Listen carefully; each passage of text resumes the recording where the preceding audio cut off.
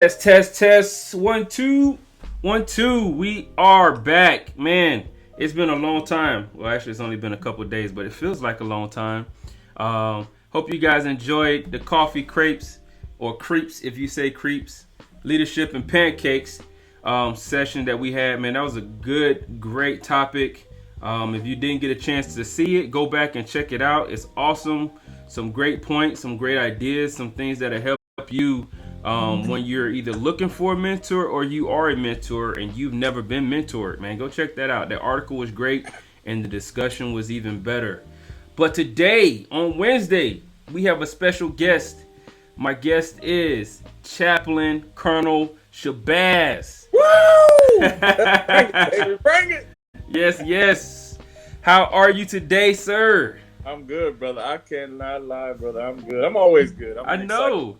Person, that's right. I know. Look, the first time that I seen you was on LinkedIn, and I was like, man, this dude, he got some energy, man. I mean, like, what? And then I was like, not a knock against anybody, but you don't really see too many like senior officers on social media doing their thing. And then chaplains, like I've had some really good chaplains, but then I'm watching your stuff, and then it's like you just look and watch it a little bit more. You get in this. I find myself like following everything that you were doing, and I'm just like, oh my god, I'm literally. I just gotta go ahead and click follow and just start subscribing to all of this stuff. Yes, you are very. I've stole your. What's up, Inspector Nacho and Steve Cove? Thanks for coming out. I've stole your inspire until I expire. Inspire until I expire. That's I love right. it. It's yours, brother. I love it. Oh my God. That's they asked me on my Morales board, what did when I leave this place? Oh, Steve Cole, Isaiah 6 and 8. Okay. What's that, Steve Cole? You break it down for me, Isaiah 6 and 8. Talk to me. But they asked me, what did I want my soldiers to, if anything happened to me, what would they want? What would I want them to think? And I was like, basically that, that leader cared. And, that I left a mark with them. And so when I hear that inspire till I expire, it says, I always said when I came in, I was going to ride this thing till the wheels fall off. That's right. They didn't fall off, but the Lord had other plans, so I was like, all right, you know what? I'm gonna go ahead and as they say, I'm gonna go ahead and pivot and do something else. So, that's right. Absolutely. Enough about me stealing your stuff, sir. Oh, it's for me, trying to be an inspirational person. Anybody that takes anything that I say, man, it's always a joy in my heart, because, and you'll hear some of the story, of course, but. Coming from where I've come from and what I've overcame, if anybody just say my name and in any goodness, it makes me happy, honestly. Yes. Look, we have a section towards the end where we get to do a humble boast, a humble brag. And you got some stuff, sir, within the last 2 months. I mean, I don't know if they were older things, but I mean, like, you've been published on some things aside from the books that you have. But on the front cover, some big papers, and that's right. So that's right. When we get to that part, I'm gonna need you to talk about that. Oh sure, yeah, absolutely. Right. So he said, Dark Elemental, what's going on? Hey, how you doing? It says, then I heard the voice of the Lord saying, whom shall I send, and who will go for us? And I said, here I am, send me. All right, I was wondering if you knew what it was. Thank you, I appreciate you sharing that, Steve Cole. So, Chap, who are you? Where are you from? And what do you do? Well, who I am, brother, it's a complex story, but a simple one. I just want you to bear with me. Okay. My story starts at 10 years old in a bedroom, being molested by a family friend. Because of that molestation, it sent my life into a tailspin. I went to special education in the 8th grade, failed the 9th grade, failed the 10th grade, and failed the 12th grade. I had to go to summer school to graduate with my class. Thank God I have this humongous body. I'm 6'5", 265. So, 20, 30 years ago, even if you weren't smart, they'd send you to college to play ball. Right. So they sent me to college to play ball. But I got to be honest with you, because I had never dealt with the molestation. I had a lot of anger issues. I was very abrasive to authority figures, and I was drinking myself to sleep at night, every night. Yeah. Not only was I drinking myself to sleep at night, I'm a big guy, so I was bullying everybody who looked at me wrong because, let's get into it, I didn't know whether I was a damn man or a woman. Right. At that point, I grew up with women and I was molested, so I was very confused. And so anybody who looked at me with a jaundiced eye, I just beat the heck out of them, honestly. And so that came to a head one night. People got tired of me bullying them. 6 guys jumped me, shot me in the back, beat me with a shovel, where I almost lost my life. They airlifted me out to Tyler Medical Center, where I almost lost my life. Now, 6 months after that, you would think if a person almost loses his life, he would get some sense. Well, when we living in a dysfunctional environment, especially for us as African-American men, my friends who should have been there, so-called friends who should have been there to protect me, gave me a 45 and a sawed-off shotgun. And so my job as a man in the eyes of dysfunction was to eliminate this kid. Right. Okay? Right. And so my intentions was to eliminate the kid because my friends was egging me on.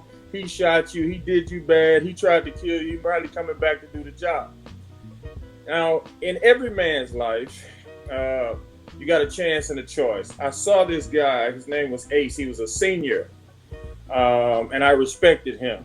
I'm gonna get emotional here, but he said, man, if you kill that guy, you're gonna disappoint your mom. It's a trigger for me. I love my mom. Yeah. He said, if you kill that guy, you're gonna disappoint your mom. So even though he wasn't fully functional, because he told me don't kill him, he just said, why don't you just beat the hell out of him? Right? So I took my crowbar out of my car and beat this kid, beyond recognition. Okay. And so after that, of course, I went to jail, spent some time in jail. I left from jail and I went to Louisiana, where I worked as a janitor and a / cashier at Kmart. My girlfriend got pregnant, and so I decided that I was going to come in the United States Army. Problem is, even though I decided to change, I still hadn't dealt with the molestation. Right. So I get in the Army in 1991 to 1992. I received 2 Article 15s, chapter paperwork in hand, brother. Chapter paperwork in hand. In hand. So I'm a horrible father, even worse husband. I'm a drunk, and I'm an hour away from suicide. Oh, right? Wow. And so Sergeant Major came to me and he said, you are more than your self-esteem, poor self-esteem. You're more than your poor self-worth, and I'm going to make you a part of my life. And he told me 4 words that nobody had ever told me in 27 years of my life. He said, I believe in you. I believe in you. Wow. And so he took me, treated me like a human being. I'm a private. He treated me like a human being. He respected me in front of my wife. He used to take us to dinner and all that kind of stuff. And so I tell you, I dedicated my life to pleasing that man, to not let him down. Yeah. And so I said to myself, it took me 27 years to destroy my life. I'm going to spend at least the next 27 years in school. Nice. So that's what you see, the 2 doctorate degrees, the 5 master's degrees, and all of that other stuff. As of today, I've been in school 25 straight years. Woo. Come on, chap. Come on, chap. Look. Don't that pump you up? Yes. Hey, look. I'm telling you, I was on the fence. I just finished my master's degree, and you know how it is when you're grinding. And maybe the classes didn't really speak to you the way you wanted them to. And I just been on the fence, and my wife has been pushing me, my mom has been pushing me, because I always said I wanted to go for that, the doctorate and finish that. And so, when I was reading your bio, I was like, yeah. And then your story just now, it's like, come on, man. Absolutely. Come on. You owe that to your ancestors. Yes, sir. We are now the ancestors. We have to act accordingly. They suffered. They were hung. They were raped. They were treated like subhuman beings. And that's why you see on my tagline, a son never forgets. That's not just for my mom and dad. That's for all of those people who came before us, who gave us these opportunities. And it's, in my mind, it is almost unparalleled and disrespectful for us not to take these opportunities. Yes, sir. But my mom got to see me get my doctorate degree before she passed away. That's awesome. That's awesome. Look, the Steve-O said, you're a brave man for sharing your story. It takes a lot of strength. And he said, Dr. Gifford. It sounds good, Steve. Sounds great. Sounds great. Inspector Nacho. That's also Sergeant Mustache, chap. His name is Sergeant. Mustache, what's up, brother? Sergeant Mustache. He said he loves your TikToks. Yeah, that's my guy, man. That's my guy. Yeah.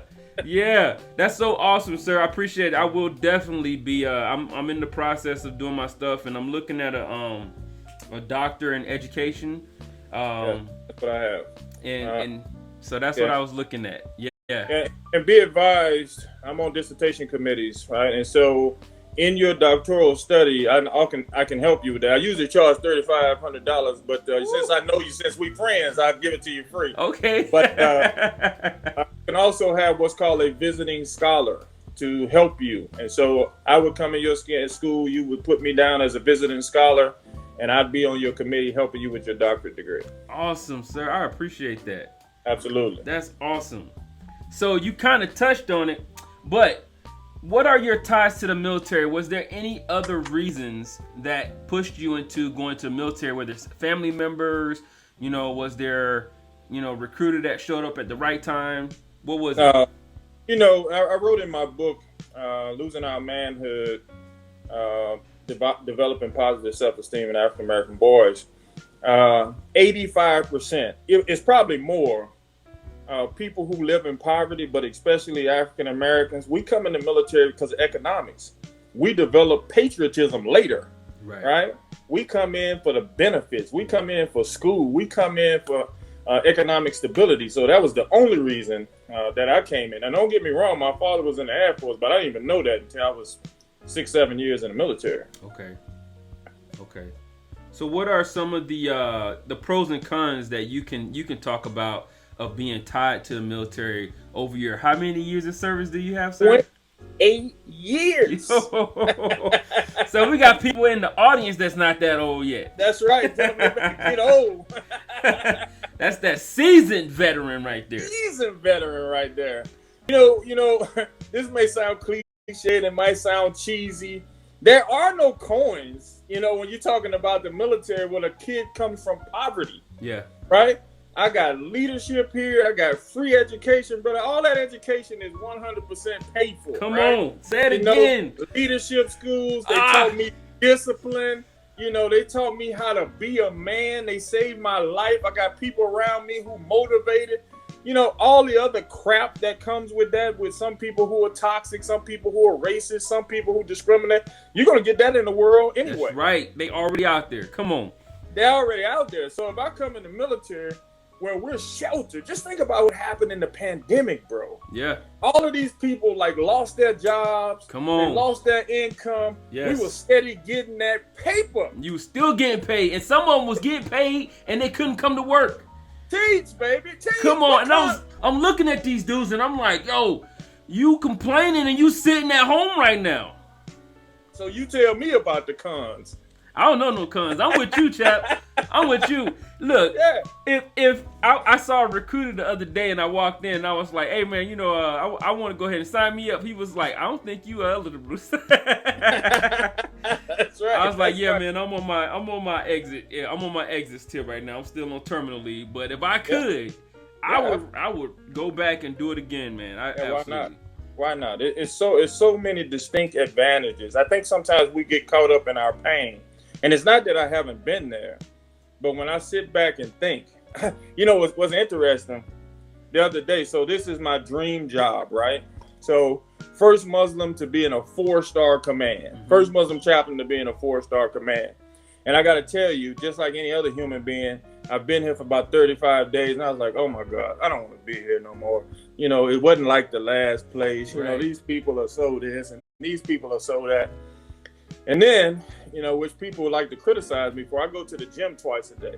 But I go to the gym for my mental health. And so after I release them endorphins, you know, I was looking at myself in my TikTok mirror, and I said, what's the matter with you, fool? Yeah. People would die to be in 06. People would die to be in this command. People would die to have the flexibility you have. Shut up, boy. Yeah. You have to do that, right? You have to do it sometimes. Yes. Come on. That's what look, I'm so glad you're saying it, chap. So, talking about what you just said, how do you manage your faith while serving in the military? Well, to me, faith is connection to human beings, right? My faith, my energy, who I am, is how I express and uplift other human beings, right? And so I get a lot of flack, man, for being on the internet. So you started out with the chaplains. You know, my senior chaplains are whooping my butt. This is not how chaplains act. You know, my peers, this is not how colonels act. All of this stuff. I'm having talks with people who are higher than me, and they're saying, hey, we need to have a sit down, and this is what you need to do. If you do this, then you can, you know, maybe reach the next level. And I say, sir, I'm in the business of saving lives. I'm not in the business of just going to the next level. That would be wonderful. It'd be a great aspect. I would love it. We're not going to fake here. I would love it. But at the end of the day, I was an hour away from suicide. Somebody took the time to try to save my life. That's right. Chaplain Shabazz on the internet, being people having access to me, I'm saving lives. That's right. You don't even realize, like whatever you can fathom, you're probably touching at least one more than what you're thinking that you're touching. Right. Even if it's through, like me, I'll repost the stuff that you post. So somebody that might not be on yours is on somebody else that's getting your messages and reposting those things, because it's a powerful message, it's motivational, and it helps you keep on going. So thank you. Oh, thank you guys, man. Just having an opportunity to be authentic, and then people liking that type of authenticity. You know what I'm saying? I got friends from 30 years ago who told me, you know, what the heck are you doing, man? You changing your name, you changing your religion. Man, them jokers are gonna kill you. Those people 30 years forward now are saying, man, you're so courageous. Man, you're so this and you're so that. I wish I had the courage to do that. And so it's a great lesson in that. You're listening to people most oftentimes who don't have their own life figured out. Why should you let them figure out your life? Right. Why should you take that type of advice from them? Had I listened to them, I never would be this person. So I have a philosophy. You know, it's amazing. Military people, they got commander's philosophy. First sergeant got policy letter. We got all these policy letters for life, but we don't have one for our life. So I developed a philosophy for my life. It's called the 4 Eyes. Okay. Write them down, audience. You better write them down. Write them down. Come on. They fire. I'm telling you. It's called the 4 Eyes. So metaphorically, eyes, but phonetically, alphabetically, eyes. Interdict mediocrity, intercept ignorance, infuse excellence, and my favorite, influenced by many, defined by none. I used to have my kids repeat these every time they would go out with their friends, and they hated it. Now that they're grown, they love it because it's a guiding principle in your life. Intercept ignorance. What does that mean? It means when your friends come to you with some ignorance that is not on the direct path of where you're going, you intercept that ignorance and say, hey, with all due respect, thank you, brother, but that's not the direction I'm going. That's right. Infuse excellence. Whatever your level of excellence is, you infuse that. I got ADHD.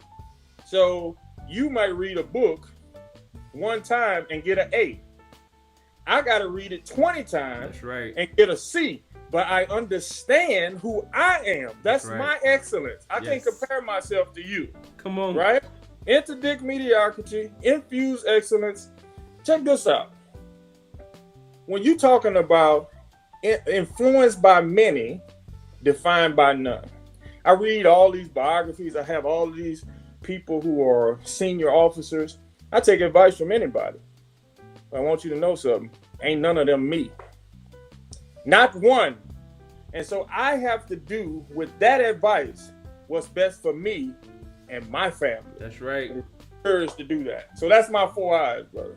That's awesome. Look, look, Steve-O said, despite everything that has gone wrong for me with the military, I can't imagine my life without it. Amen, brother.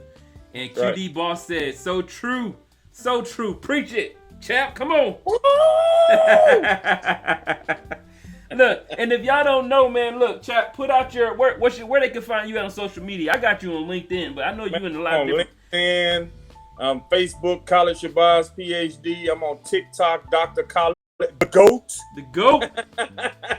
That's right. Come on. I'm on Instagram, Team Shabazz, Team_Shabazz with my wife. I'm all over. I'm on Twitter, Dr. Kallid. I want people to understand. Listen, man, be your authentic self. And at the end of the day, you're going to attract other authentic people. That's right. That's right. Inspector Nacho says, that's right, sir. The ADHD, it made studying for the board so hard for him. That's right. Absolutely. I failed the Arthur Murphy Club. I actually went in there. I was so terrified because I didn't like being in front of people. I froze. I had studied all that stuff, man. And I got in there. That joker said, how many people in your section? I froze. Sergeant Major said, get your garbage butt up. No, I did. I froze. I mean, honestly, you always have people help you out. And like, I was playing post basketball. It's probably the only reason I passed the E5 board. Because I walked in, they say, hey, my name was Barnes at the time. He said, that's Specialist Barnes. Hey, brother, you out there balling, for the post. Salute. And I walked out, gave me 200 points. I probably would have frozen there too. Oh, you know what I'm saying? That was my hang up at the time.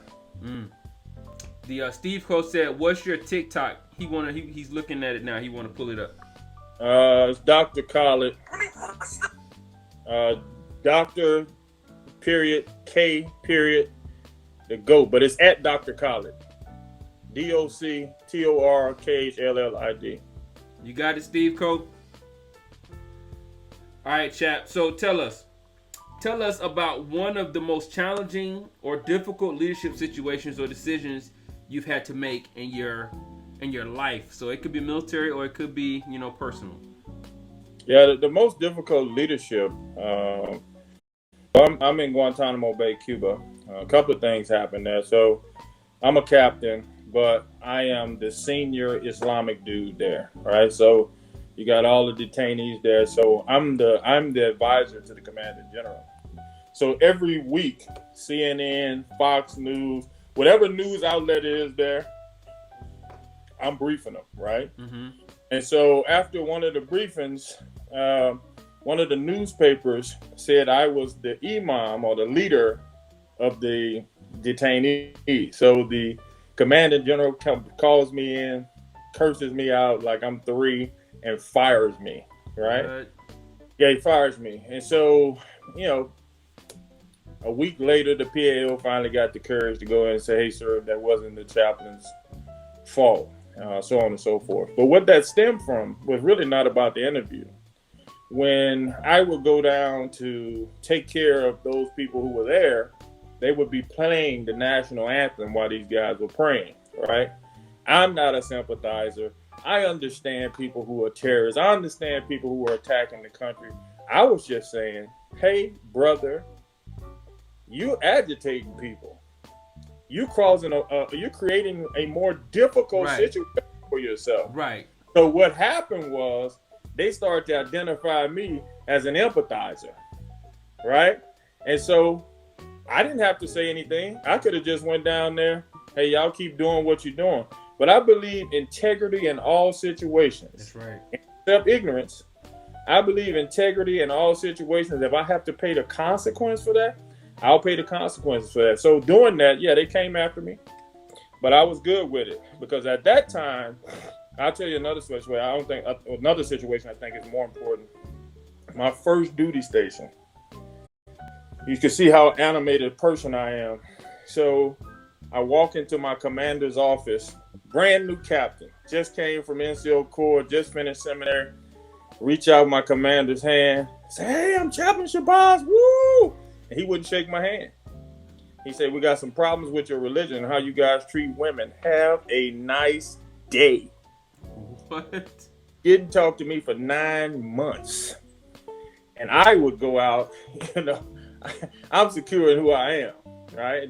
Not that it didn't hurt. I went to the car and cried, but I went out playing basketball with the soldiers, lifting weights with the soldiers. I was the post coach basketball team, and I played. And after 9 months, I was coaching his son. And I just went to tell him, it was like 9 months. I said, hey, and he was a white guy, and the team his son was playing on was black. And I said, sir, I know you don't talk to me. I just want you to know your son got jumped. My son helped him, and he stood up for himself. Have a nice day, sir. He said, come back, Chaplain. Come back. I'm sorry, man. I'm sorry. I've been acting like an ass. And so I Really? said, I talked to him for about 15 minutes. To his credit, probably about 7 days later, had a battalion formation. He came out in tears, gave me a coin, and said, I have wronged one of my officers. He's a good chaplain. He's a good man. And he gave me a coin. And I was praying at his house every Sunday for his family. Awesome. Yeah. Wow. Isn't that crazy? It is. And you would think it's isolated, but every duty station, something like that happens. And it's been happening for 28 years. And so I just bear it and go on. I know people need to get to know me. I mean, it's probably scary for them. I mean, I'm 6'5", 265, African American man with a moon on his uniform. I mean, it's got to be terrifying. Hey, look, chap, they just authorized the wearing of the beard for people of Muslim faith. So what do you think about that? What's your thoughts on it? We were instrumental in making sure that happened. Okay. Because I'm the senior guy. However, because a lot of people were asking me, and so they say, listen, man, I believe in free exercise of religion. If you think that's authorized for the religion, that's fine. For me, right, I'm an old soldier. Thank you. And so at the end of the day, I'm going to follow old soldier rules because I know it's already tough for you. Right. And now you walking around as a Muslim, you got your kufi on, you got your beard on, and whatever else. Now, to me, you put more eyes on you. That's right. For me, as a young Muslim, as an E5, I was just humping. I don't need anything from you. I don't need to ask you to pray. I don't need to ask you to go to prayer. I'm out here humping. I'm going to be a soldier. And what I tell you about human beings, they saw me doing that. And they came to me. They say, Sergeant Shabazz, don't Muslims pray on Friday? I said, yes, sir, they do. He said, why don't you go to prayer? I said, well, sir, I didn't want to inconvenience anybody.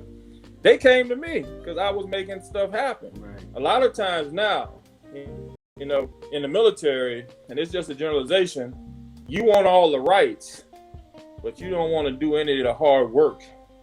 I think that should go hand in hand. And you get paid. Look, as much as I would have loved for them to sign off on that tattoo policy, there's just, like you said, the old soldier, the bearded soldier back when we came in, you was in before I was, but when I was in, even the bearded soldier, it was just a stigma. And because I grew up in that, my wife be like, well, you're on leave back, I'll be like, well, I might, when I was on the trail or when I was the first sergeant, and they would be like, I don't know, I might get called in, I don't want to have to do all that stuff. They said, hey, Steve-O said he was already following you, sir. He didn't even realize it. Woo, you see that? Like, who is this crazy dude? Yeah. Well, now you get to talk to him, Steve-O, right here live, baby. Good. Yeah. Hey, Steve-O, good to have you, bro. He said, also, I need some explanations on that tattoo policy for my soldiers and myself. I can't tell if it's half an inch from the middle or half an inch diameter. They just updated it. Now you can have it on your fingers, behind your neck, and all that. Because, you know, they're behind as far as bringing people in. So they're extending the tattoo policy. Mm-hmm. Yeah. So it's crazy, but it's necessary. They allow for too many people to roll out. Yeah, that's right. That's right. And so now they got to get them numbers back up. Isn't that something? Yep. Feels like this has happened before. Absolutely. All right, Chap. So what book has had the greatest impact on your understanding of leadership? Well, I could tell you, I read biographies. I read the Thurgood Marshalls. I read the Jackie Robinsons. I read Malcolm X, Martin Luther King. You know, when you talk about leadership, those people were servants, right? Those people took care of people. They understood people. And so when you understand people, you know you got to serve people. Right. I was just on TikTok the other day, and I was explaining my leadership philosophy. And my leadership philosophy is to find a way to serve you to make you the best possible person. And what I mean by that, you know, in relationships, the reason why relationships don't work is you're too busy competing with each other instead of completing each other, right? Yeah.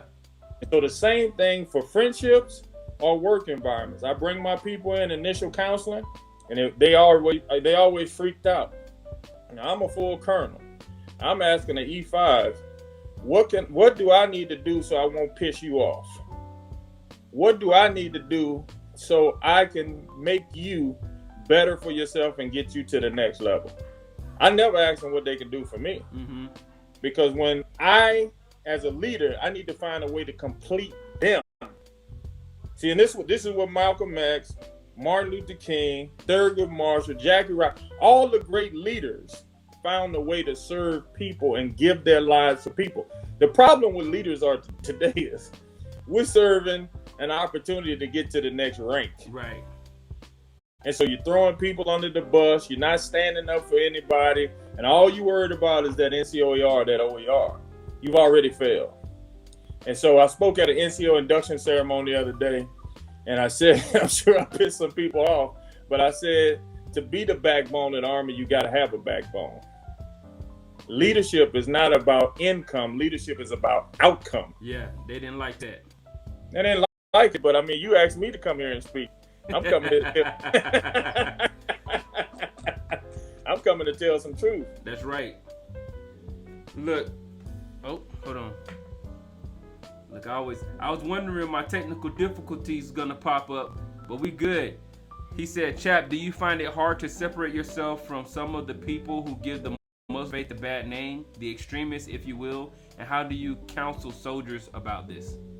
That's well, you know, I'm 28 years, I got great stories. I had a sergeant major came in, African-American sergeant major, about 3 years ago. He had been Muslim for about 20 years, but he was hiding it, right? And he said, same question. And he said, I just can't identify with those people. So people doing bad things. So I, kind of stay in the background. I don't let anybody Muslim. Hey, Sergeant Major, what's your race? He said, African American. I said, African American killing people every day. Why don't you deny your blackness as well? That's good. Listen, I'm not responsible for Muslims killing people. I don't take that burden. Yeah. I'm not responsible for African Americans who are killing people. I don't take that burden. I'm not responsible for African American men who are not married, who are in the street doing all kind of stuff. I'm responsible for me and my household and anybody who want to follow my example. That's who I'm responsible for. I don't answer for anybody else. That's why I say influenced by many, defined by none. Yeah. So all of that stuff, people ask me that all the time. And with respect to that, I say, that's not my problem. And any Muslim who comes to me and is worried about that, I say, you got the wrong focus. You need to focus on you and what you're doing as a Muslim to make sure you are an ambassador for what you say you believe. That's right. Like it was a post that you had, Chap, that I think you said it was something about you love Jesus or something. Yes. And I was like, hold up, Chap, he's a Muslim. I gotta read this one. He caught me. you know you scrolling when you just sitting back chilling, you just scrolling, and then obviously I'm looking at all your stuff anyway, but it was one and I was like, hold up, and then it was the stuff it just hit me. I was like, man, he preaching. That was the day I sent you the message like, Chap, we gotta get on this thing, man. Absolutely. We gotta get on this. Yeah, one of the great things, obviously I grew up in Christianity, but I was at Jarvis Christian College. I was studying to be a Lutheran minister. So I have a doctorate degree in Christianity. So I'm Islamic, doctorate degree in Christianity. I grew up Christian, so I can bring some of the congruencies, the things that we are alike on instead of the things that we're different. And so that's what that post was about. And the reason I made that post, I had a friend, 17 years. This to tell you, these people in your life who call themselves your friends. And so I believe all jokes have some truth in it, and I call people on it, intercept ignorance, all right? And he says, well, you're a good man, but, you definitely going to hell because you don't believe in Jesus. And so I said to him, brother, you are a chaplain. You've been a minister for 30 years, and you've been my friend for 17 years. That's the most ignorant statement I've ever heard in my life. You should lose your ordination because you have Muslim soldiers in your formation and you know nothing about them. So that means tell me you probably discriminating against them. And so that's what that post was about. Okay. Because I don't really post religious stuff. I think it divides us, right? I want people to be attracted to my inspiration so I can help them become stronger in their faith. That's right. That's between you and God, right? Second of all, I think I'm right. But let's be honest. I got a finite mind. I got biases. I came from a certain environment. I don't know if I'm right. That's right. Right? And so anybody who takes a position, who says they're 100% right and 100% sure, I don't believe them, and I think they're lying. All of us doubt. The only person who knows who's right is God, right? That's right. Right. Oh, Steve-O said, no, you absolutely aren't. No, you absolutely aren't. But being a black man, 2, a Muslim in the U.S. Army, and 3, being a massive human being, I'm sure you face a lot of discrimination. Yes. Your leadership and experience overcoming adversity is extraordinary. Yes, a lot of adversity, a lot of discrimination. I was a lieutenant colonel, and at that point, you say, man, I done made it, right? Right. Man, I'm in a room of highfalutin people, and for 4 months, this guy is shaking everybody's hand in the room but mine, and looking me up and down, and I'm looking him back up and down, right? Because that's problematic for me because I don't have no fear. My wife always tells me when I go into situations like that, she said, Kallid, just remember who you are and where you're at. Because I've overcome when you lying on the ground at 21 years old, almost about to die. I ain't got no fear, right? Mm-hmm. And so anyway, another incredible story. He went and talked to me, and so I ended up doing a memorial service because one of the captains killed themselves. And after the memorial service, he came over and hugged me and said, "Hey, chap, glad you're on our team." Now, me and this guy, very good friends. He's a retired general officer. He's always, every time I talk to him, he said, "Man, you just healed my soul. I just didn't like you." You know what I'm saying? He didn't, He said, "You walk around with this cockiness that it sent chills up my spine." I said, "Sir, listen, I'm just trying to be a man." He said, "It's stuff like that you say that just don't register with me." He said, "What does that mean?" I say, "Sir, I've been a second-class citizen all of my life. I've been in situations where I go into conferences and people will say, 'Hey, are you the chaplain assistant? Where's the chaplain?'" Oh, wow. right?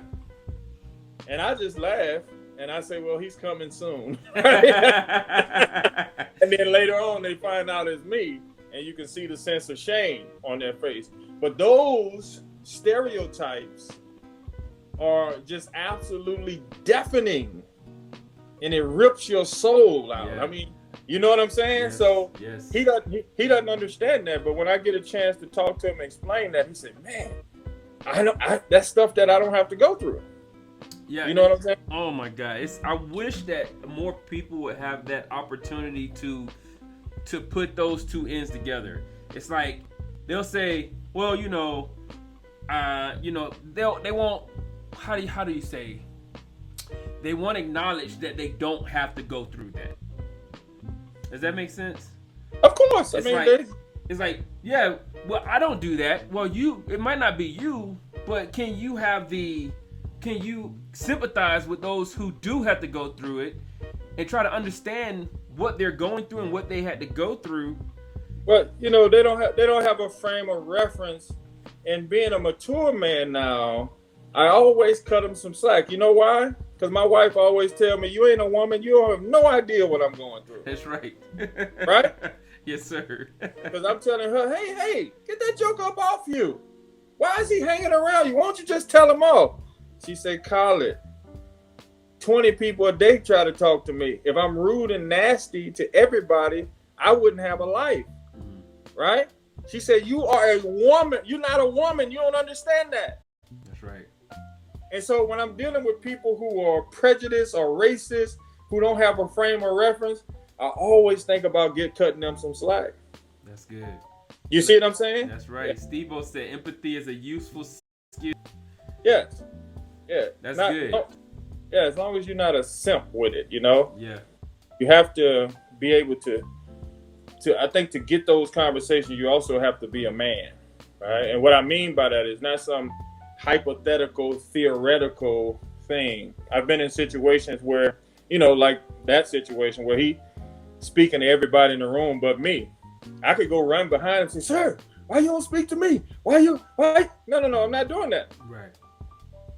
You don't speak, I don't have to speak. I am a man. If I tell my children, be a man, be a leader, what do I look like, not being a man and not being a leader? People respect people who respect themselves. That's right. He grew a respect for me because I respected myself. If I had ran to his office, and he was my commander, he controlled my career. If I had ran to his office every time he didn't speak to me, he just dismissed me. Right. I'm not built like that. Too many of us think that we're doing ourselves a favor by doing that. You're not. You're not. And you can just look in relationships, right? And understand that a relationship with a woman to tell you the relationship that you can have with other human beings. You see in the society, women who have nice men, who take care of them, who never tell them no. Most oftentimes, it's a generalization. They don't necessarily want that man. They want the man who is strong. He might be a rapper. He might be a drug dealer. He might be something. You're like, why does she want him? This is a nice guy. Well, that nice guy ain't got no testicular fortitude. That's right. Right? That's right. And so people want protection, especially women. They want security. And they don't believe you can protect them. They don't want you. Same thing in our male relationships. It doesn't matter if it's your supervisor. It doesn't mean it's your subordinate. It don't matter who it is. If people see that you don't have a strong disposition or constitution, they'll dismiss you. That's right. The Jewel Junkie popped on. She said, what's poppin', Papa Gift and Guest? What's up, Jewel Junkie? She said, amen, chap. Pick your battles. That is right. Right. So, chap, look, I want to talk about, you have 3 books. You have Losing Our Manhood, Islam and Christianity, A Road to Peace, A Convert's Concern, The Difference Between Faith and Culture, A Call to Reason, Losing Our Manhood, Developing Self-Esteem.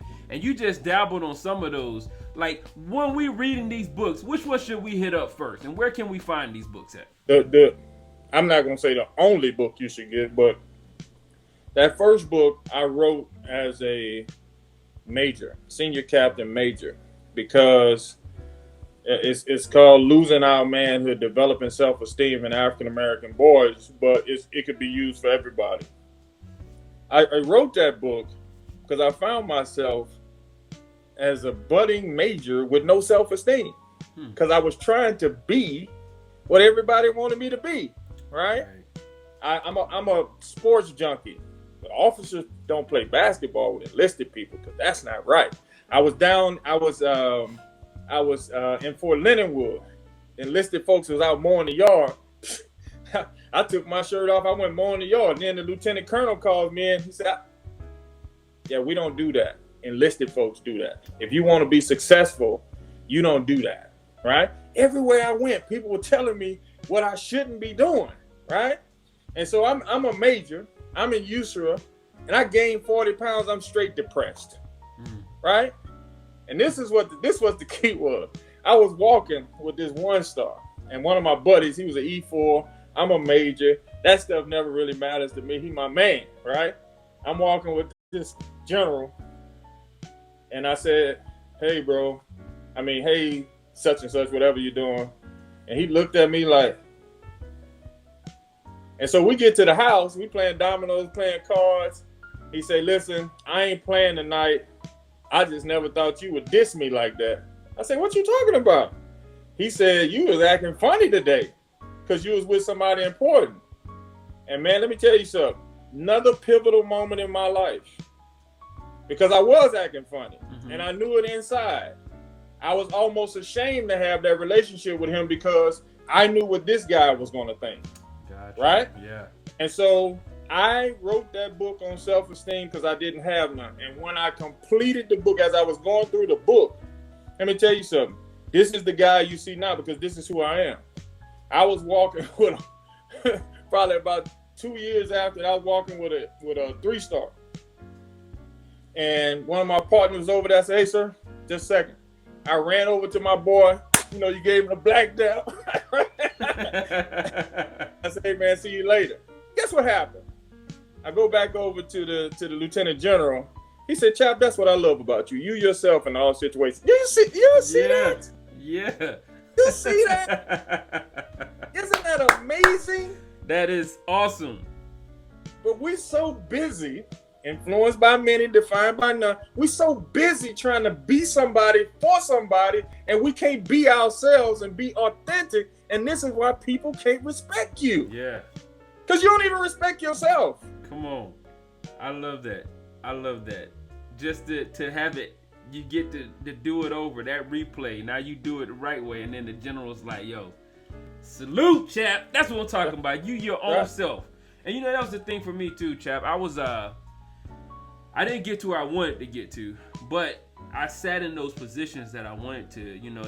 I was good enough to sit, to feel, and to operate and function, but they wouldn't promote me. So, and I do believe that promotion comes from above. So it wasn't meant for me to get into those.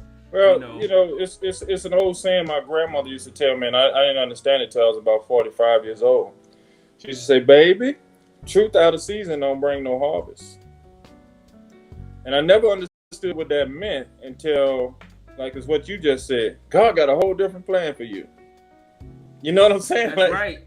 That little piece of cloth that you were searching for, that ain't for you. He got something else for you. Come on. My mission is my mission. This is why I've gotten so far, even though that I'm different, because this is his plan for me. But that ain't your plan. Yeah, look, chap. The a close friend of mine. He's a captain. He played basketball, so he really reminds me a lot of your story. He's a PM guy though. Yeah. And so, man, this dude, we're close. So I switched out of the position as the Force Health Protection NCOIC to the first sergeant slot, and he would come on. He'd be like, "Come on, first sergeant, man, you gotta let me shine. You gotta let me do these things, man. Let me get on this." So he went and played all Army basketball. Comes back. Yeah. And he was like, hey, who's gonna be the my battle buddy? The commander got injured playing softball, and so we were deploying, and he was like, "You think I should put in for them?" Like, "Go ahead, man, put in. No matter who it is, I'm gonna take care of them. But I know a lot of this stuff." And so he got it. And same thing, we would have the similar conversations. See, we talk like regular people. He wasn't one of those type of people who try to worry about what someone else is thinking or doing. And, you know, he comes in and he will always be like, you know, hey, first time, you know, I'm tell you this, you know, God got a plan for you. On those days that he can see something was bothering me, and he would tell me, God got a plan for you. I'm like, all right, cool. And then one day I come in and I'm in his office area, and I see a Quran on his desk. Yeah. And I'm looking, and I was like, I picked it up, I'm open, I'm reading a little bit, and he comes in. I was like, this yours? He's like, yeah. And I was like, what you know about this? He said, I'm Muslim. I said, shut up, man. You ain't no Muslim. He said, I'm Muslim. What are you talking about? I'm like, that just goes to show you, man. It doesn't matter. You know, he knew who I was and what I was a Christian and all these different things. I didn't go around and be like, hey, I'm a Christian. He didn't go around and say, hey, I'm a Muslim. But that's my brother. He always gave me a word, and that word was always on point. And, you know, I'm gonna have to get this book, because it's like, how do we get that road and that bond to where, okay, maybe we don't have the same title faith, but why can't you still be my brother and I still love you and you love me? Well, and that's, to me, this is the whole problem in my estimation. You know, these titles, they divide us, right? They divide us. It's too simplistic. You know what I'm saying? Like, because you're a Christian and I'm a Muslim, we can't have a bond? Yeah. We got so many things that we disagree on, right? Belief may be just one of them, but we still could be tight. You got your Christian brothers who you disagree with emphatically on a lot of stuff. Y'all still brothers. Yeah. So to me, it's so simplistic to disagree or not hang with somebody because they're a different faith. Most of the time, in my opinion, my humble opinion, that's societal pressure. That ain't even you. Yeah. You know what I'm saying? You're right. Yeah, that's your church. That's your friends. Like, I got friends now who are chaplains. They won't even take pictures with me because they church folk, straight up, right? I talk about it all on TikTok and Facebook. They have pictures with me because they're church folks saying, hey, why are you hanging with a Muslim? Wow. And so I tell them, I say, brother, you know, with all due respect, we can't be friends. I'm a good man. I said, you can tell them I don't believe nothing that joker say, but he's a good man. Let me give you an example. And I always tell my friends that right when I tell them to get out of my life, intercept ignorance, right? Yeah. Right? I said, let's take John McCain and President Obama. John McCain was in a town hall. The lady said he's a crazy Muslim, he's a terrorist, da da da. John McCain said, no, he's not. We just differ on beliefs and ideology, but he's a good man. How many people in the world got the courage to do that? Yeah. Most of my friends who are chaplains in the United States Army don't have the courage to do that. And I've been to their houses. I've been on vacation with them. Their kids call me uncle. And I can just tell you, this is not some hypotheses and I'm just got a conspiracy theories. One of my best friends previously, right? He was approached by a senior officer and he said, hey, tell me about Shabazz. You work for him. This is what he said, and I quote, sir, you need to talk to him. He has a story. This is what he told me. This is not something that I found out. And he said, I know you're going to be mad with that. I said, brother, I don't need you to speak for me. But what you did was you didn't speak for yourself because you know I'm a good man. You know I took care of you while you were my subordinate. You know I'm the reason that you got promoted. You know that man don't like me, so you punked out. So for me, that scares me. I can't have you around my family no more. Right. That's but right. Most of us don't have the courage to tell him, yeah, we still could be friends, but I'm gonna feed you with a long handle spoon. So we're not gonna do those vacations and all that kind of stuff no more. I'm still here for you, but I ain't here for you in the same way. That's right. That's good. Steve-O said, I gotta go log out, but I'm going to watch this when you post it. Thanks for the talk, chap. You know I love you, Steve-O! Pops. I love you too, Steve-O. Hey, look, chap. But then he Steve-O, popped. you love me too, man. I love you, Steve-O. Look, but he popped right back on. He said, "Oh Lord, I can't get off now. As a young man who grew up in a government housing and experienced some pretty bad stuff, as top knows, getting to work under an E7 who showed how to act yourself while being respectful in the military taught me a lot about confidence." Man, you was listening. If you throw enough on the wall, something's gonna stick, man. That's what I'm talking about. That's right. Look, they almost made me cry when on my going away, chap. I was they hand wrote me notes and everything, and they used to call me Pops. So that's nice. Yeah, that's awesome. Man, you can't trade that for the world. You cannot. You absolutely cannot. And then I got, so you know you're in Europe, so you know about the D-Rose date and all that great stuff. Oh yeah, Steve-O said I love you, chap. Woo! That's right, baby. Yeah, you still with us? That's good. But so I'm just finishing with Morales and stuff like that. We were serving on Thanksgiving. Actually, Steve-O came out and served with us, and Sergeant Major hit me up. He's like, "Top, what's going on?" And I'm like, "I don't know what's going on." He said, "You check your email." And I said, "I haven't." "You still on base?" I was in Baumholder, Germany. The Rock. The That was Rock. my first duty station. The Rock. And so I was like, all right, I'll go check it because I'm still on base. So I get over there. They have given me what do they call it? Emergency, like what's it called? Immediate. They needed me to leave. So they're gonna cut a whole year off my D-Rose, right? Because of something that was going on in another unit here in Chicago that I was sent to. And I'm thinking like, oh my God, this is crazy. I was planning on traveling. I was supposed to take my wife to Paris. Every time I was getting ready to go though, you know, something would happen. I would have to pick somebody up from jail. You know, it's just crazy. You know, either me or the commander, we would have to take turns on taking the weekend so that somebody is here. But it was just one of those things. And I get there. They wanted me to be there in January. I found out on Thanksgiving we were serving. I needed to be in Chicago January 10th. Wow. I was like, that's not gonna happen. Right. And look, Steve-O and the whole crew, they was like, no, we're gonna make you come up on something. You're not leaving. But God always has a plan, right? And so I get there. There was issues. There was some serious issues, leadership issues at that place. And another one of the soldiers coming to the office as, you know, sitting there on one of the days, I'm just like, oh, it was a rough day. And he says, "Hey, can I talk to you real quick?" And I'm like, yeah, come on in, man. What's up? He was an NCO. And I came in, and I usually do shock and awe. You know, it's like I have to break you down to put you where I want you at, because especially if it's not going right. Right. And he comes in, he says, "We know that you really missed your last unit. You said that y'all was family, that was your family, and we can tell. But we really appreciate everything that you've done for us so far in the short time you've been here." He said, Don't worry, Sergeant.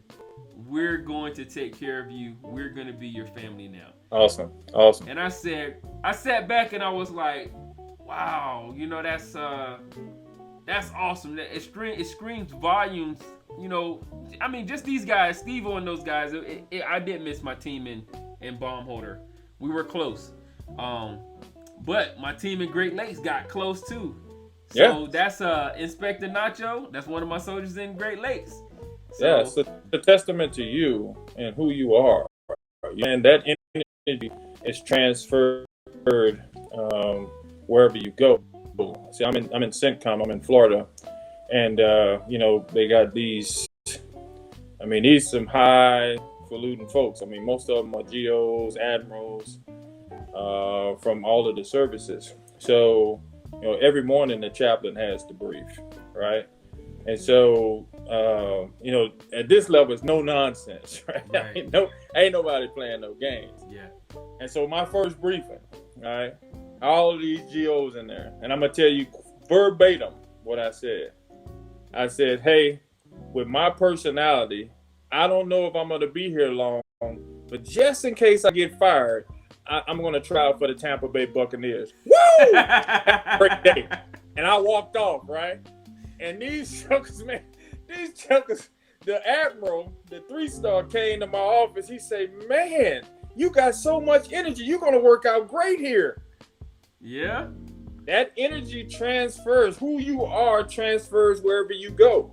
And so I wanted them to know right off the bat, first meeting, I ain't putting on no airs. This is who I am. Now, if you don't want me to breathe, tell me to stay in my office.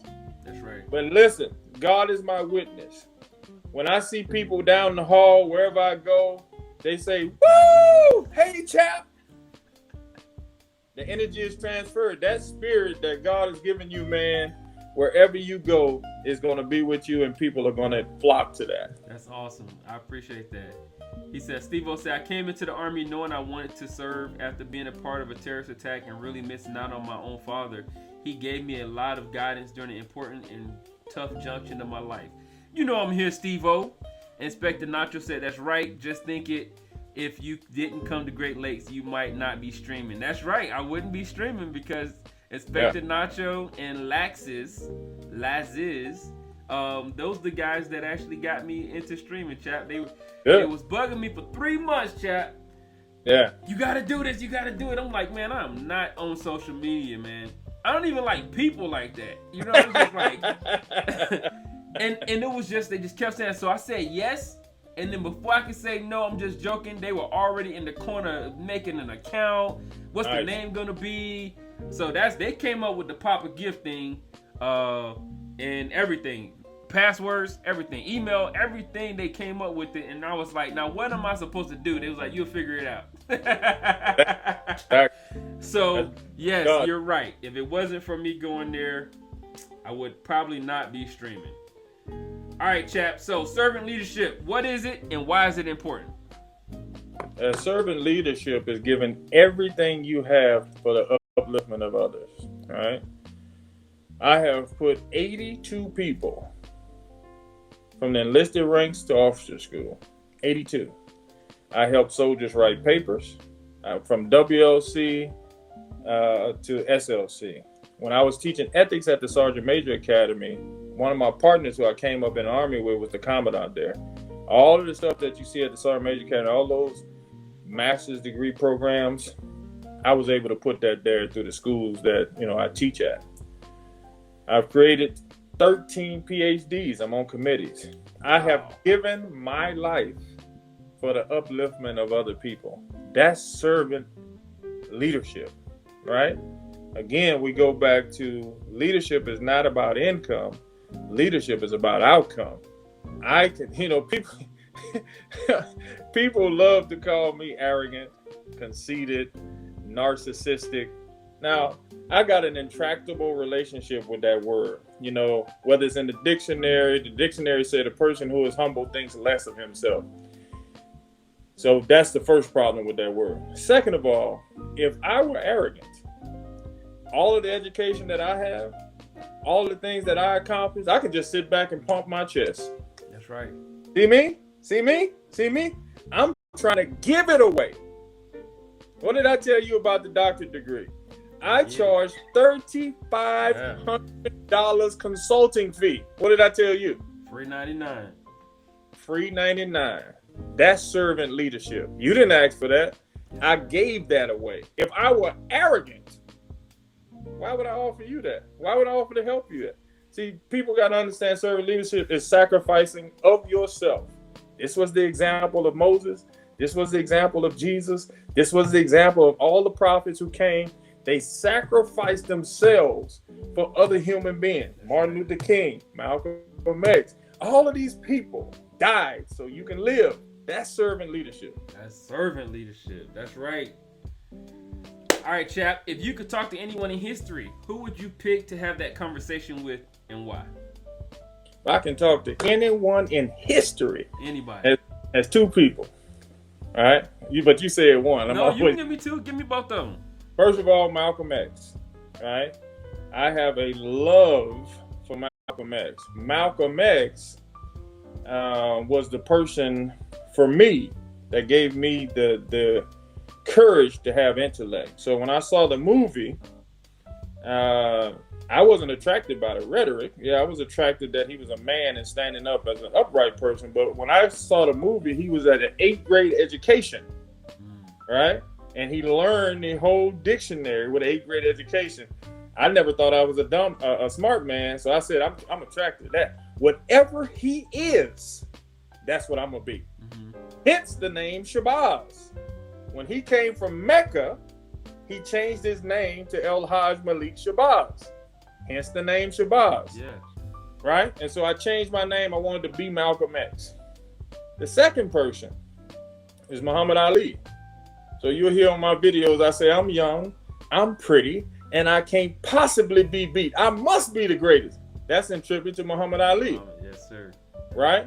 Because Muhammad Ali stood up in a time where it wasn't popular for an African-American man to be boastful, to have confidence, to say he was pretty, to say he was smart, and that he was the greatest in the world.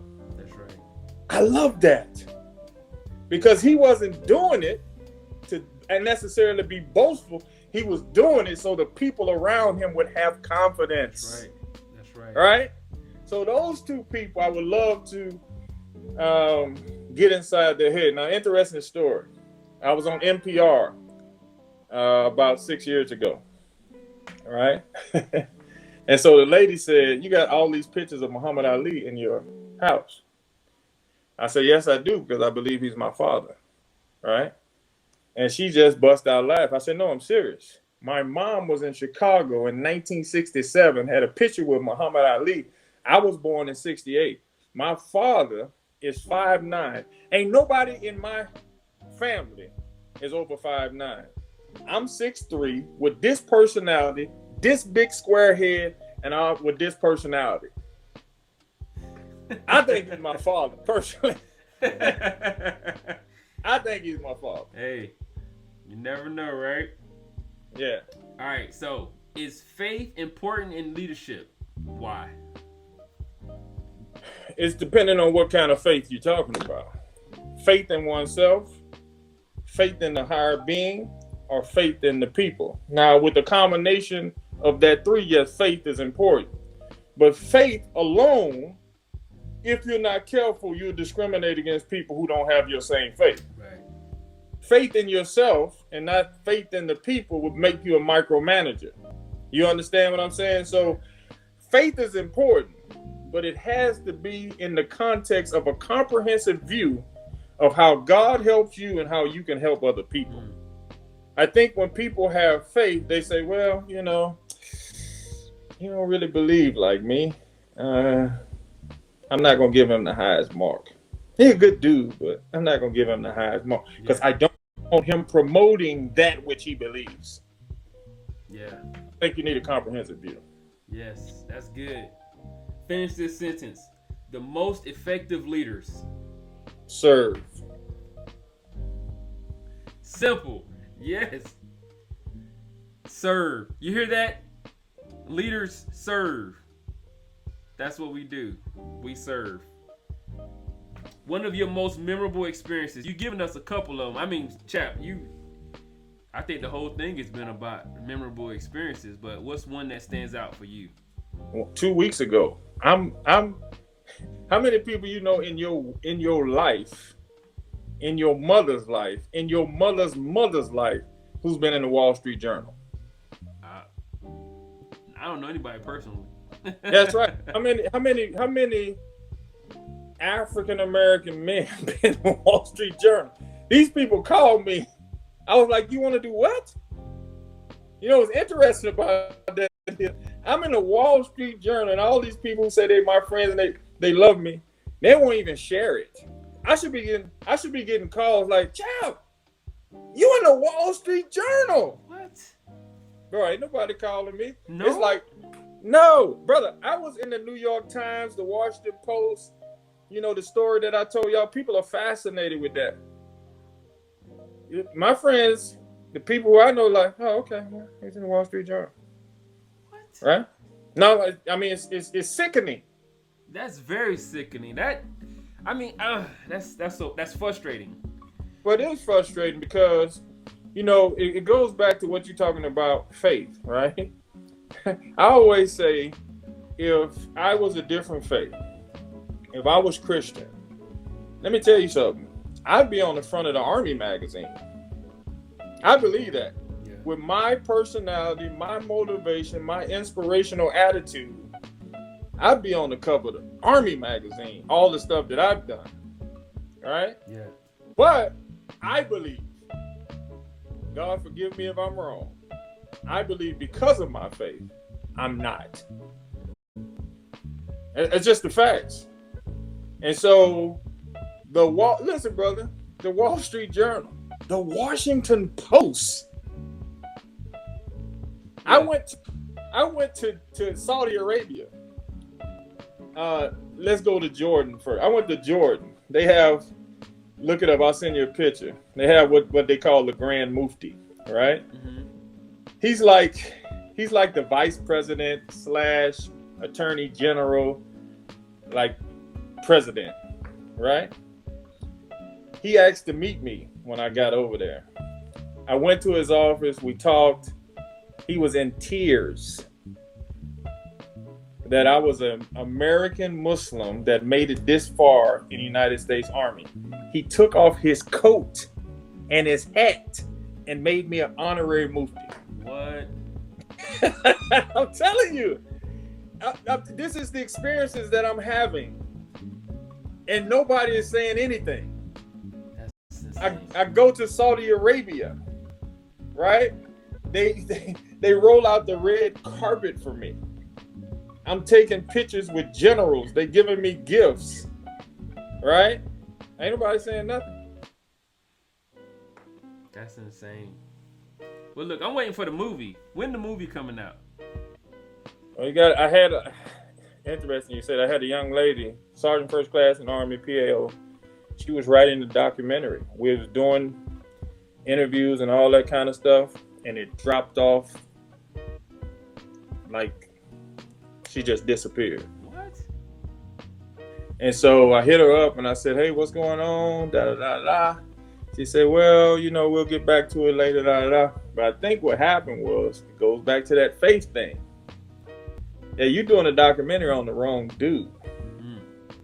And so what's going to happen, we're not going to be around. But if you see all these people, 100 years from now, they're going to make me posthumously a general and tell people how great I was. Right. Because you can honor a dead man anytime. But we have a problem honoring the living. Right. First Muslim chaplain to take a division. First Muslim chaplain to make colonel. First Muslim chaplain to serve in a 3-star command. First Muslim chaplain to serve in a 4-star command. Right? 4 bouts of history. Everywhere I go is history. You hear about it? Nope. You never hear about it from inside the Army, but everybody outside the Army is writing about it. I spoke 3 weeks ago to, listen to me carefully, 250 million Egyptians. What? Yeah, I got the tape. What? These people outside of the Army and outside of the United States are going crazy about me. And in the Army, yeah, I put it on Facebook. I think I put it on TikTok. Got like 8 views. Oh no. I spoke at the Grand Mosque. I had to have security going into the Grand Mosque because no other American had spoken at the Grand Mosque. They had to put security around me. I'll send you a picture of that too. The guy put me on the in this chair. I think it was only for some great imams or something. Set me down in the chair, and he says, "You're one of the most interesting people I ever met in my life." Wow. Yeah. I had all that stuff documented. I was in Jordan. This is my last story. I met the king of Jordan. Was that Jordan or Saudi Arabia? I don't know which one it was. Jordan. I think it was Jordan. The crown prince of Jordan. And we're about the same height, same color, everything. And we were just hitting it off, laughing and clowning. And he said, man, it feels like I've been knowing you all of my life. And I said, well, if that's true, he had 13 Bugattis outside of his house. I said, if that's true, give me one of them Bugattis. All right? This guy he called his son. This is crazy. His son brung me out a $200,000 golden Quran. I say, sir, I can't take that. You trying to get me thrown in jail? What? I didn't know they can make anything book material that cost how all the pages are gold. It's a like a I don't know how, it's like a statue almost, like a just big gold brick. It's not pages, it's just one big book. It's not a real Quran, but yeah, it's like, oh wow. Yeah, golden Quran. Yeah. They would probably lock you up like you done stole this. Oh yeah, it would have been, they wouldn't have locked me, but the Americans would have locked me up for receiving gifts.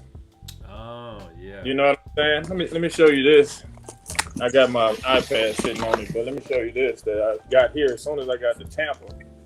And actually, I'm speaking at that mosque on Friday. They gave me this. Look how big this thing is. That is humongous. Oh yeah. My God. I got to Tampa. I went down to the mosque. They so excited that I'm here. They gave me this huge Quran. That is humongous. Yep, that's right. Absolutely. So I'm speaking at the largest mosque here Friday. And so, yeah, man, it's been a, people outside are recognizing me, but inside is just, it is what it is. Well, look, chap, I'm praying that you get your flowers while you still around, and I want to see the movie. I want to come and watch the movie. You should be in the movie, brother. Hey, let me know, chap. I will come wherever they are. Look, my wife will make sure I'll get there. For sure. Yes, absolutely. And I'm definitely like I said, I love the stuff that you post. Very motivational. You pump me up. Yeah, thank you. Look, we're rounding it out, so you giving some very good information. Far exceeded what I was hoping this interview to be. But if you could give us your Mount Rushmore of leaders, who would you say were the leaders that was the most influential in your life? Well, I mean, seriously, I just got to go back to the people who influenced me. Martin Luther King, Malcolm X, Muhammad Ali, Thurgood Marshall, and Jackie Robinson. Those people fought through a time where they could have just laid down and not been courageous. Right. They fought and they became who they were, even though they took a lot of flack for being who they were. So I like courageous people. I like people of faith. I like people of courage. I like people who believe in what they believe and are not unapologetic for it, but don't discriminate against other people just because they believe that. Right. That's good. So give us a quote that you live by. Most people die at 25, but they're not buried until they're 75. Ooh. And what that means is, what that means is most people buy into a false reality when they hit 25, 35, 45. And this notion that you can't achieve because you reach a certain age, or you have a wife, you have a kids, or you have bills, and you buy into this false reality, and you just waiting until you're 75 and somebody throw dirt on your face. So most people die at 25; they're not buried until they're 75. I'm gonna give you a couple of quotes. Second quote is, "If you can't change the people around you, change the people around you." Let me say that again. Yeah, you gotta say it again, because I don't know if everybody caught it. I caught it. Yeah, if you can't change the people around you, change the people around you. And what that means, if people are not going in the same direction that you're going, your life goes and your plans, you got to change them out. You don't have to be nasty. You don't have to be mean to them. You don't have to stop being friends with them, but you got to change them out. You need people who are going in the same direction you. The third quote is, until you change the way you look at things, the things that you look at will never change. Until you change the way you look at things, the things that you look at will never change. That's right. And my last quote, one of my favorites, you will never be an eagle hanging around chickens. Come on. Yeah. Say that one again. You can't. Will never be an eagle hanging around chickens, baby. You cannot. and you'll be the most oddest chicken out there and thinking that you're doing the right thing. You sticking out like a sore thumb. That's right. But you want to spread your wings and fly. Come on, man. That's right. Absolutely. That's good. I like that one. Give us what you got, a humble boast or humble brag? Chap, you want to shout out any of the family? Listen, man, as crazy as it sounds, my family are the people who are in the world who are attracted to me and my message, because my message is to inspire them. I remember a quote from the Bible and the Quran where Noah's son was saying that he was going to take himself to the mountains, even though God had given Noah a message, Bible and Quran. And God admonished him. He said, he is not your son. And if you continue to follow him, I'll make you one of the ignorant. What that means to me is your family is not necessarily your family if they're not following your intent and your message. Right. The people who are my family and follow my intent and my message to inspire human beings all over the world. And that's who my family is. That's good. That's good, Chap. All right, shameless plug. We got your books. You got another one coming out? I actually have 5 books. I only list 3 of them. You only list 3 of them? Yeah. You know, sometimes I want to be humble. I got 5 books, but you know, I really want people to focus on that first one. The first one, though, is that Losing Our Manhood?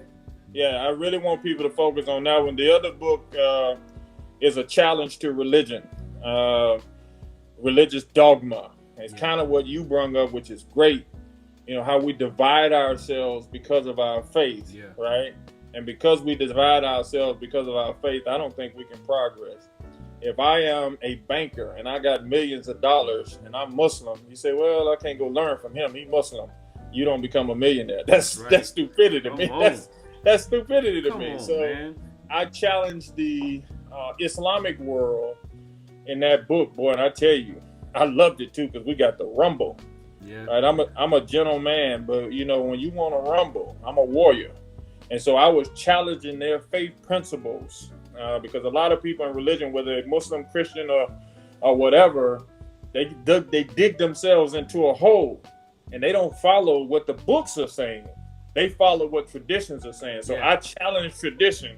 Yeah. And I say, where in the Quran that it says that we have to be discourteous to Christians? That's actually juxtaposed to what the Quran says. Come on. Where in the Quran it says that we have to be this way towards women? That's juxtaposed. If you would read the Quran, you would think a woman wrote it. Really? I said that. Oh man, I said that one time in a mosque in London. Them jokers wanted to throw me out there, and I told them, I said, you can say whatever you want. I want you to know that Allah made me 6'5", 275. If you touch me, we're going to have some problems in here. You better ask me to leave nicely. That's right. That's right. You would think the Quran is written by a woman. Wow. It's that deep. And all that stuff that I put on LinkedIn about loving Jesus, that's straight from the Quran. Mm. But people who are religious robots, they don't want you to know that because they want to keep the people unaware that, you know, there's a verse in the Quran that says, it's amazing, man. I'm glad you're bringing this out. In 29:51 in the Quran, you know, these people who were so-called Muslim, they go into these Christian people and they say, hey, become Muslim, become Muslim. The Christians say, but you believe in God? You believe in charity? You believe, what is it? You believe in God, you believe in charity, you believe in loving your neighbor? The Muslims say, yeah. The Christians say, we were Muslims before you. Because Muslim means submitting yourself to God. And I always show Muslims that verse in the Quran. Yeah, but you misinterpret that. No, you are a liar and you are a hater. You want to hate people unjustly, even though God telling you don't hate anybody, because y'all gave us these titles. Yeah. You see what I'm saying? That's right. God ain't gave us no titles to divide us. That's right. He didn't. I mean, even the name Christian that was given to the enemies of Christ at Antioch. Come on. Come on. We take these titles to. I don't buy none of that stuff. Look, Chap, I'm gonna love my brothers. They get mad because I tell them I hate religion. Absolutely. Like, whoa. Like, what's your? I was like, I'm a believer, but I hate religion. I hate religion. I hate it. Hate it. It divides us. I'm supposed to love my neighbor, and he didn't say love my Christian neighbor or my whatever. He said love your neighbor. Absolutely, without question. So if my neighbor is Buddhist, whatever, I've had soldiers who was Wiccan, and they would be like, hey, whatever, and I was like, hey, look, that I'm a man of faith. I do believe. Now that doesn't sway anything, but you do realize that when you're asking me for my personal opinion, they're like, yeah, that's why I'm asking you. I'm like, okay, all right. And let me tell you something. These two soldiers, it happens all the time, but it happened about 5 years ago, and it's been happening quite often since then. Two Christian soldiers, Master Sergeant, Lieutenant Colonel, they're about to retire. They say, Chap, we want you to do our wedding. I said, what you say? They said, we want you to do our wedding. I said, you know who I am, right? They say, Chap, we want you to do our wedding. I said, absolutely. The Muslims went crazy. The Christians went crazy. I did their wedding, right? I just did their wedding. DC, some people saw me on the internet like you saw me. She's Muslim. He's Christian. The Christians wouldn't marry him because she's Muslim. The Muslims wouldn't marry her because he's Christian. They flew me out to DC. I did the marriage. You understand? So for me, as a person of faith, right? If God gives us free will, how arrogant are you not to give other people free will to believe? Free will. He made us free will agents. Come on. If he gives you free will to believe whatever the HE double hockey sticks you want, how are you going to tell somebody they don't have the free will to believe in what they want? That's right. And then try to treat them with a jaundice. Man, listen, I don't want to start preaching here. We just talk about hypocrites, boy, I tell you. Hypocrites. Come on, Chap. That's right, man. Look, I know them guys. I love it. We're going to have to do this again. We're going to hit the lightning round real quick. You ready for it? Let's do it. All right. Top 3 most played songs on your workout playlist. I got something to prove. My hitters. What's my third song? God, dog. I forget the name of it. I forget the name of it. It's something with she's a Muslim artist. She talking about I'm the leader of the congregation, something like that. Okay. Yeah. Okay. Yeah. What's your go-to for inspiration? Go to what do you mean? Song? What do you do? I mean, what do you do that inspires you? Or it could be a song, it could be a book, it could be. When I get down, I just start reciting Arabic. I studied Arabic in Jordan. I didn't tell you about that. So I just started reciting, Arabic, and then I go to the gym. So you speak it? تتكلم لغة العربية. درست لغة العربية في جامعة النور. Yes, I speak Arabic. I studied Arabic in the University of Jordan, سنتين 2 years. والشمس والضحاها والقمر إذا تلاها والنهار إذا جلاها. Yes, alhamdulillah. Yeah. Yes, that's awesome. How long did it take you to get to where you could just hold your own? Boy, listen, man, you're making so many stories out of me. So I was 30, just got out of the military, and really was trying to get into my religion. So I said, you know what? I'm tired of people telling me what religion is. I want to find out for myself. I took my savings. I want you to hear this, man. This is incredible. It's, if you look back, it seems incredibly stupid, but it was a turning point in my life. I took my savings. I had a wife and 2 kids. I said, hey, sweetie, I'm going to Jordan to study Arabic. Check this out. I didn't know nobody in Jordan. I didn't know where I was going. I got on a plane, got off in the local airport, caught a cab to the first mosque, and slept on the floor for 2 years. Wow. right? And so this is the conversation we had before. My family said, "Are you crazy? You gonna get over there and them people gonna kill you?" My words, excuse me to your audience. I said, "God damn it, I'm already dead. I'm already dead. I'm scared of everything. Yeah. I'm uneducated. I'm not a man. I'm going. If I die, I die." And I went over there, slept on the mod floor, and studied Arabic for 2 years. Man. And they took care of you. They squared you up and taught you. Absolutely. That's I mean, what's up. very, very hospitable people. Very hospitable people. Contrary to what you see on the news, right? But yeah, I mean, they took care of me like I was their own. I mean, honestly, yeah. That's awesome. Yeah. That's awesome. Okay, back to the lightning round. What's your favorite pastime? Basketball. Basketball, mine too. Till I tore my Achilles. It still is. I'm just recovering from it. So. Yeah, that's right. Favorite duty station? Fort Hood. Oh, that was my first duty station. What's your favorite food? Popeye's chicken. Popeyes, Baby. come on. Love that chicken. Shout out to Louisiana. Come on. That's right. Come on. All right, what's your favorite group or artist musically? Oh shoot. I don't know if I have one. Yeah, favorite genre? I like Jay-Z. Jay-Z? Yeah, he's an intelligent guy. Yeah, he was my favorite for a long time. Yeah, he's good. All right, you like basketball, so who's your favorite player? Come on, baby. Bron is the GOAT. Bron? Oh, without question, without equivocation. Bron is the GOAT. Look, I might have to have you on my sports segment, chat. Please do. All right, who's your favorite team? Whatever team Bron is on. LeBron? Okay. Whatever team Bron is on. That's my son is like that too. Did you know? I'm gonna drop a pin on this one real quick. Did you know there was such thing as LeBron sexual?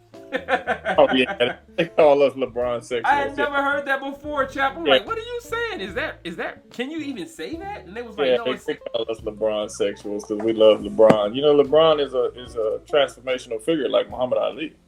I mean, this guy gives away millions of dollars. He got his own school. He's a billionaire. Come on, man. Come on. The guy's the GOAT. You know, Come on. Michael Jordan, who was a favorite of mine, who's also my fraternity brother, you know, when he was back in there, he was scared to even be around African Americans. I can't respect that. Yeah. I can't respect that. Yeah. And the dude just he's not afraid to put his brand and everything on the line for social justice. And that's why they hate. That's why. Absolutely. What did it say? Shut up and dribble? That's right. I'm a LeBron sexual. That's right. All right, I'm gonna pick it up. All right, what's your favorite cartoon? Oh, sheesh. Take it back. I don't know if I have one. I guess Power Rangers. Power Rangers? I guess. I don't know. All right, Marvel or DC? Marvel. Marvel. All right, favorite vacation spot?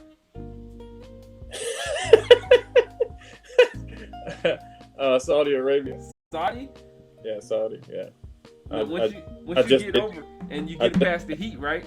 I just did the Hajj, so yeah, Saudi Arabia was great.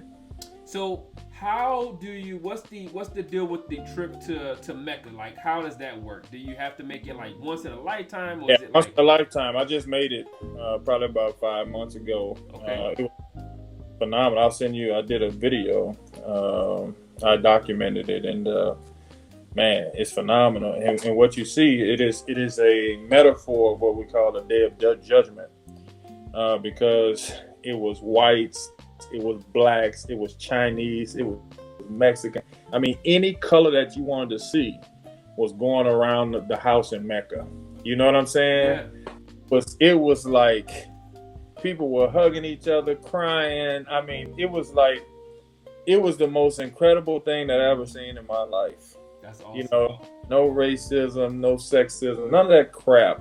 You know, it was phenomenal. Yeah, it was phenomenal. That's so awesome. That's you know, you wish that we could. Well, I mean, the closest thing I think that we do have to that is the military, right? Yeah, military is a great place. We working on and making it better, but you know, it's definitely one of those where we have the rules in place where it's supposed to be. Yeah. I think it's there. I mean, you always gonna have some hard headed people, but it's a forced integration. And the military, since 1968, you know, or even before, has been in the forefront of social issues. I mean, even with the transgender, even the homosexuals, African Americans, women in combat, the military has always been in the forefront of that. So, you know, when I go home, they always say I'm in the white man's army and all that kind of stuff. And I say, man, you know, you're speaking out of ignorance. You have no idea the strides the military has made, and that's part of in my book as well. The military, as far as African Americans, is no other place in the United States that has been more favorable to African Americans moving up the food chain than the United States military. No other place in the world. No other Fortune 500 company. You can go into a formation like we were this morning, and you can see 5 African Americans in charge: sergeant major, first sergeant, platoon sergeants. You don't see that nowhere else. That's right. Yeah. You know what I'm saying? Yeah, it's awesome. That's good, chap. All right, look, I've held you for over an hour and a half. It's been awesome. Anything you want to shout out to the audience? Thank you guys for staying with us. Hey, I just want to tell all of my people who are on that. When I say my people who are a part of trying to grow, learn, and be better in this world. That's my people. I just want to tell you, man, I love you. This is not some cliche in anything that I have, including my time. You got it. Take my email, take my phone number. You can text me, you can call me. Whenever I have time, I'll make time for you. That's awesome, chap. Thank you so much. I appreciate you. And I'll be in touch. Please do. We're going to get you that doctorate degree. Yes, sir. All right. All right. Yes. All right, y'all. Good night. Love y'all. And I'll see y'all later. Peace.